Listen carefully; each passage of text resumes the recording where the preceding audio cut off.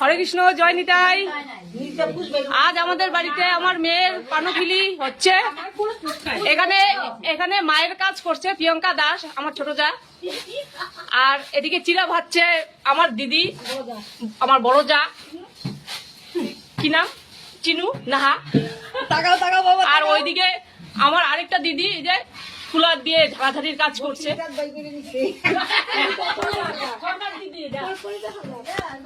কিন্তু এখন সমস্যা হচ্ছে কি, যে মায়ের কাজ করছে সে একটু মানে ধান সিদ্ধ করতে করতে নিজে সিদ্ধ হয়ে গেছে, একটু ফ্যানের হাওয়া খাচ্ছে।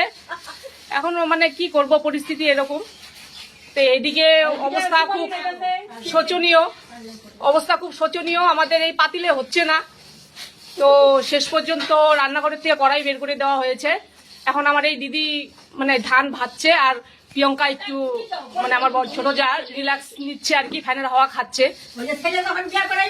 বেচারা মানে কি বলবো, আর তার মুখে এমন ভাবে একটা পানের খিলি দেওয়া হয়েছে, মানে না কথা বলতে পারছে না কিছু করতে পারছে। মানে মানে আমাদের নিয়ম আছে, সেটা মুখে দেওয়ার পর মানে কথা বলতে পারবে না। তারপর আমাদের হবে এখানে পানখিলি।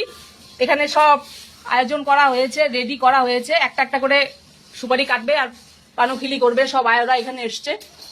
এ হচ্ছে আমার মেয়ের পিসি, আমার ননদ। এ হচ্ছে আমার দিদি, আমার মেয়ের বম্মা। এ হচ্ছে আমার নমস্কার ছোট যা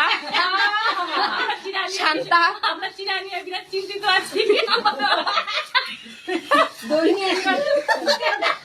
না না, চিরাটা হয়ে যাবে, কোনো সমস্যা নেই। তারপরে এখন কি করা যাবে বলুন? একজনে বলে কম সিদ্ধ খাবে, আরেকজনে বলে বেশি সিদ্ধ। আমাদের 2 ঘন্টা ধরে চিরা নিয়ে বিরাট সমস্যা আছে, হচ্ছে না। ভালো মতো আমাদের এখন দিদি ট্রাই করছে। চিরা ভালো মতো ঠাকুর ঠাকুর তাড়াতাড়ি